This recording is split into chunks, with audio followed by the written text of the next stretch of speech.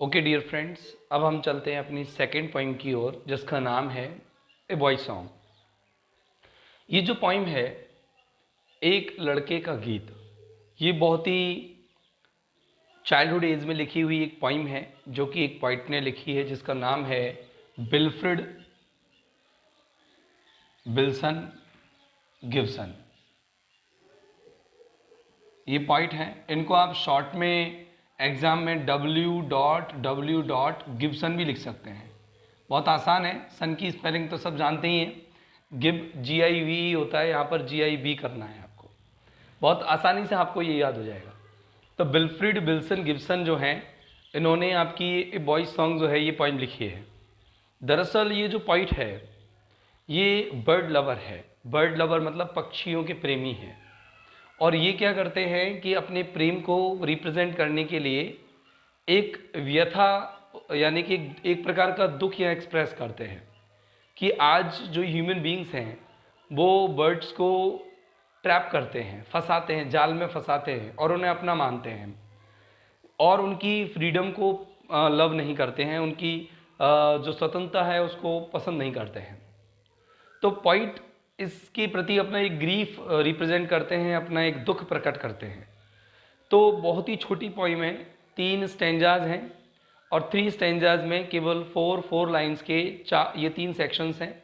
आसानी से आपको ये पोइम समझ में आएगी। तो देखो, जो पहला स्टेंजा है वो कुछ इस प्रकार से है। Because I set no snare, because I set no snare, no snare but leave them all to free,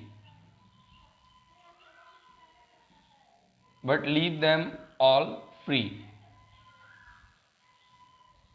All the birds of the air belong to me. देखिएगा, आप देख सकते हैं कि बहुत ही छोटा स्टैंजा है। ये पहला स्टैंजा है, स्टैंजा नंबर फर्स्ट। ये फर्स्ट स्टैंजा है और मुझे लगता है कि ऐसा कोई वर्ड भी नहीं होगा जो आप पर नहीं आता हो। बिकॉज क्योंकि आई सेट, सेट यानी व्यवस्थित करना होता है, यहाँ पर सेट यानी बिछाना होगा, स्प्रेड करना, बिछाना, स्प्रेड करना, बिछाना। स्नेयर मानी आप जानते ही हैं, जाल होता है, ट्रैप। बट लीव, लीव एक नाउन के रूप में यूज हो तो छुट्टी होती है और लीव अगर वर्ब के रूप में हो तो छोड़ना होता है। तो यहाँ पर अर्थ है इसका छोड़ना। ऑल फ्री, सभी को आज़ाद। All the birds of the air, air यानी हवा होती है। बिलोंग टू मी, बिलोंग यानी संबंधित होना होता है। तो मुझे लगता है कि आपको ये बहुत आसानी से ये सारे वर्ड्स आते होंगे और अच्छे से समझ में आ गए होंगे। डियर फ्रेंड्स, ये सबॉर्डिनेट क्लॉज है यानी कि अधीनस्थ वाक्य। बिकॉज रीजन को दिखाता है और रीजन हम किसी एक्शन को के रीजन को रिप्रेजेंट करते हैं, यानी कि रीजन जो होता है वो किसी न किसी कार्य का होता है। तो यहाँ कोई ना कोई पहले कार्य हुआ होगा। ये कार्य कहाँ है? यहाँ भी नहीं, यहाँ भी नहीं, यहाँ है। फिर इसके बाद हमको ये फर्स्ट और सेकेंड लाइन का मीनिंग लेना है। तो यहाँ से हम मीनिंग करेंगे। All the words of the air, हवा के सारे पक्षी। अब हवा के सारे पक्षी का लेना देना या इससे लेना देना क्या है, इससे क्या मतलब है? कहने का मतलब है कि हवा में विचरण करने वाले सारे पक्षी, मतलब जो पिंजरों में बंद है वो उन पक्षियों की बात नहीं कर रहा, जो चिड़ियाघर में बंद है उन पक्षियों की बात नहीं कर रहा। ये बात कर रहा है हवा में स्वतंत्र रूप से विचरण करने वाले सारे पक्षी। बिलोंग टू मी, मेरे हैं, मतलब उनका संबंध सीधा सीधा मेरे से है और किसी से नहीं। फिर रीडर पूछते हैं, भाई ऐसा क्यों कि हवा में उड़ने वाले सारे पक्षी आपके क्यों हैं? बिकॉज, क्योंकि आई सेट नो स्नेयर, क्योंकि मैं किसी भी प्रकार का जाल नहीं बिछाता हूँ। यानी कि मैं तुम्हारी तरह नहीं हूँ, मैं अदर ह्यूमन बींग्स की तरह नहीं हूँ जो मैं तुम्हारी तरह क्रूअल एक्टिविटीज़ करता हूँ या उनको जाल में फंसाता हूँ। मैं उनकी स्वतंत्रता को प्रेम करता हूँ, मुझे उनकी आज़ादी बहुत पसंद है। But leave them all free, लेकिन मैं उन सबको आज़ाद छोड़ देता हूँ, मतलब मैं उनको किसी भी प्रकार के शिकंजे में नहीं कसता हूँ। तो बहुत सीधा मीनिंग है इस स्टेंजा का। आप यहाँ से करेंगे कि हवा में स्वतंत्र रूप से विचरण करने वाले सारे पक्षी मेरे हैं, क्योंकि मैं उन्हें किसी भी प्रकार के जाल में नहीं फंसाता, बल्कि मैं उनको आज़ाद उड़ने के लिए छोड़ देता हूँ। अब आज़ाद किन्हें उड़ने के लिए वो छोड़ता है? ये उन पक्षियों को, ऑब्वियसली ये उन पक्षियों को, उन बर्ड्स को आज़ाद उड़ने के लिए छोड़ता होगा जिन्हें वो ट्रैप्ड दिखता होगा, जिन्हें वो फंसा हुआ दिखता होगा। तो ये पहला स्टैंजा है। अब हम इसको इंग्लिश में एक बार करते हैं, देखिए। In this stanza, the poet wants to say that all the birds which fly freely in the open sky belong to him, because he, like other human beings, like other cruel human beings, does not set any trap, any snare to trap them, but wherever he finds them in cages, in traps, in nets, he leaves them all to fly free. ये बहुत ही simple stanza है। अब बात करते हैं हम stanza number second की। बहुत ही आसान है, आप बिल्कुल इसे समझ सकते हैं और आप इसे बार बार देखेंगे, आपको ये बिल्कुल याद हो जाएगी। अब देखेंगे आप सेकंड स्टैंजा। सेकंड स्टैंजा कुछ इस तरीके से है। From the blue tit on the slow,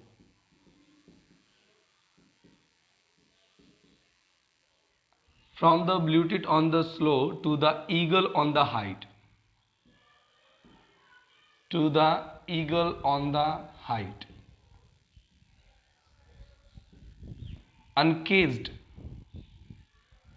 they come and go for my delight.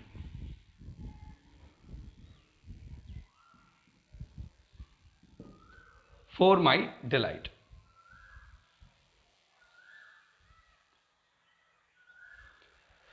Okay, अब आपको ये आसानी से समझ में आ रहा होगा। देखेंगे ज़्यादा टफ नहीं है, कुछ वोकेबलरी देख लीजिए। ये आपका स्टैंजा नंबर सेकंड है। स्टैंजा सेकंड बहुत आसान है, देखिएगा।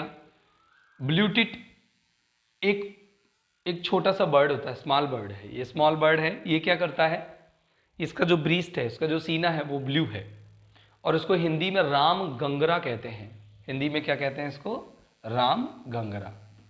ये एक बहुत ही स्मॉल बर्ड होता है, स्लो होती है, काली कांटेदार झाड़ी, यानी कि ब्लैक थॉर्नी बुश, ब्लैक काली और कांटेदार थॉर्नी यानी कांटे होते हैं, थॉर्नी बुश। ईगल बाज जानते हो आप, हॉक कहते हैं इसे, HAWK हॉक। हाइट जानते हैं, ऊंचाई होती है। अनकेज्ड, केज यानी पिंजरा होता है, और पिंजरा एक नाउन होता है, लेकिन इसको वर्ब बनाया जा सकता है, पिंजरे में बंद करना। और अनकेज्ड यानी पिंजरे से खोल देना। दे कम एंड गो, आना जाना। फॉर माई डिलाइट, डिलाइट यहां पर प्लेजर यानी कि आनंद। बहुत ही सिंपल है, देखेंगे एक बार, इसको ध्यान से समझिएगा, आपको बिल्कुल समझ में आएगा। देखना, अब वो कहता है कि कौन कौन से पक्षी उसको बहुत ज़्यादा डिलाइट देते हैं, कौन कौन से पक्षी उसे आनंद देते हैं। तो वो कहता है अनकेज्ड, यहाँ वही थर्ड लाइन से, अनकेज्ड यानी कि बिना पिंजरों में बंद हुए, यानी आज़ाद। दे कम एंड गो, वो आते हैं और जाते हैं। फॉर माई डिलाइट, और मुझे आनंद देके जाते हैं, मतलब मैं उन्हें किसी भी प्रकार के जाल में नहीं फंसाता। वो फियरलेस होकर के, मतलब निडर होकर के मेरे पास आते हैं और मुझसे दूर चले जाते हैं। और उनका यह आवागमन, उनकी यह कंपनी जो कुछ समय के लिए मुझे मिलती है, ये बड़ी प्लेजरसम होती है, बड़ी आनंदमयी होती है। हम पूछते हैं, या रीडर पूछता है, भाई कौन कौन से पक्षी तुम्हें डिलाइट देते हैं? तो वो कहता है, चाहे आप छोटी से छोटी राम गंगरा से ले लो, जो काली कांटेदार झाड़ी पर बैठी रहती है, काली कांटेदार झाड़ी पर बैठी रहती है, उससे लेकर के आप उस बाज तक ले लो जो बहुत ऊंचाई पर उड़ता है। मतलब वो पक्षी जो ऊंचाई पर उड़ रहा है, जो मुझे बहुत कम दिख रहा है, वो भी मुझे उतना ही आनंद दे रहा है जितना कि एक छोटी सी झाड़ी पर बैठी हुई छोटी सी चिड़िया गीत गा करके मुझे आनंद दे रही है। अब यहाँ पर इसको थोड़ा इमोशनली लेते हैं, भावात्मक लेते हैं। कवि कहता है कि काली कांटेदार झाड़ी पर बैठी हुई एक छोटी सी रामगंगरा पक्षी जो है, उसका जो गीत है, जो वो मधुर गीत गा रही है, वो मधुर गीत कवि के हृदय को बहुत आनंदित करता है। दूसरी तरफ वो बाज जो अपने सबसे उच्च आकाश की चरम सीमा पर या शिखर पर उड़ रहा है, उसकी ऊंचाई पर उड़ान जो है, वो उड़ान भी पोइट को क्या कर रही है, प्लेजर प्रदान कर रही है। और ये पक्षी बिना किसी पिंजरों में बंद हुए, बिना किसी गुलामी के पोइट के पास आते हैं और उससे दूर चले जाते हैं और इस तरह से पोइट को प्लेजर प्रदान करते हैं। इसको इंग्लिश में देखते हैं। Here the poet says that all the free words come to him fearlessly and go away. He does not set any trap to catch them. That's why they give him a lot of pleasure. The poet feels delight in their company, whether that is for a very little time. Here, the poet says that all the birds, whether that is a very small bird like blue tit, which sits on the black thorny bush that is slow and sings a very melodious song that reaches to the poet's heart, and the eagle that is flying very high in the open sky. His high flight gives him a lot of pleasure. तो ये यहाँ पर आपको आसानी से समझ में आ गया होगा। अब हम बात करते हैं हमारे लास्ट स्टेंजा की। देखिए, जो पोइम्स होती हैं या पोइट्री होती है पूरी तरह से इमेजिनेशन पर डिपेंडेंट होती है। हाँ, ये एक प्रकार का साइंटिफिक वर्क ही है कि पोइट अपने कुछ शब्दों के माध्यम से आपको एक अच्छा सा मैसेज देता है और वो मैसेज कहीं ना कहीं हमारे अंदर ह्यूमैनिटी को पैदा करता है, मानवता को पैदा करता है। इसीलिए एक साइंटिफिक है, क्योंकि कोई भी छोटी मोटी चीज़ों को हम पढ़ना नहीं चाहते। जो साइंटिफिक हो, जो मार्क्स हमें देती हो, उनको हम पढ़ना चाहते हैं। लेकिन ये पॉइंट्स जो हैं आपको भावात्मक रूप से सॉलिड बनाती हैं, आपको ह्यूमन बनाती हैं। तो देखेंगे हम थर्ड स्टेंजा पर आते हैं। And so the sunward way I soar on the eagle's wings,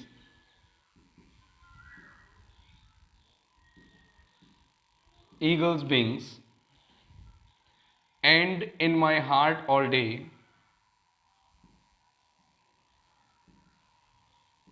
the blue tit sings.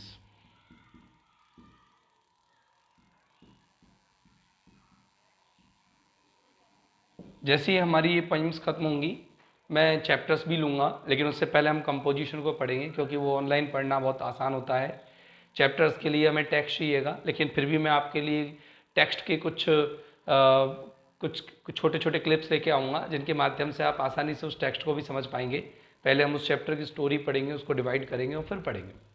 देखेंगे, इसकी वोकैब देखते हैं। सनवार्ड, देखो इसमें दो वर्ड हैं, सन और वार्ड। वार्ड मीन्स होता है की ओर, की तरफ, वे मानी रास्ता। सोअर एक ऐसा वर्ड है जो हम ट्रैवल के लिए यूज़ करते हैं, लेकिन ट्रैवल इन स्काई, आकाश में जब हम यात्रा करते हैं तो उसको हम कहते हैं सोअर करना, आकाश में यात्रा करने को। ईगल बाज होता ही है, विंग्स उसकी पंखें होती हैं। और हार्ट जानते ही हो आप, ब्लू टिट पहले से हम पढ़ चुके हैं, सिंग्स। देखो इसमें राइम्स भी होती है। अब हम बात करते हैं कि इसको किस तरीके से पॉइंट करना चाहता है, कहना चाहता है। तो वो कहता है कि जो वो दो पक्षियों का रेफरेंस उसने सेकंड लास्ट स्टेंजा में दिया था, एक तो थी रामगंगरा और एक था ईगल। तो वो कहता है कि रामगंगरा और ईगल की कंपनी उसे बहुत ज़्यादा अच्छी लगती है।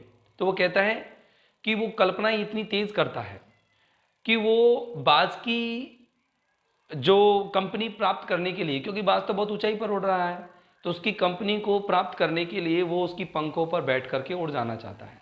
तो वो कहता है, और इसीलिए ही तो कि मुझे आनंद मिलता है, इसीलिए ही तो मैं सूरज की तरफ चला जाता हूँ।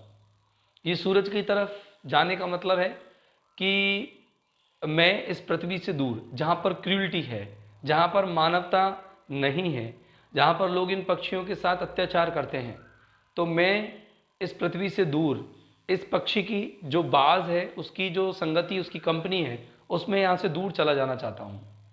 और मैं यात्रा करके जाना चाहता हूँ, किसी एरोप्लेन से नहीं, बल्कि मेरे लिए जो मेरा एरोप्लेन है, मेरा वो ईगल है, बाज है, उसकी पंखों पर बैठ कर के सवारी करके मैं आकाश की उच्चतम शिखर पर जाना चाहता हूँ।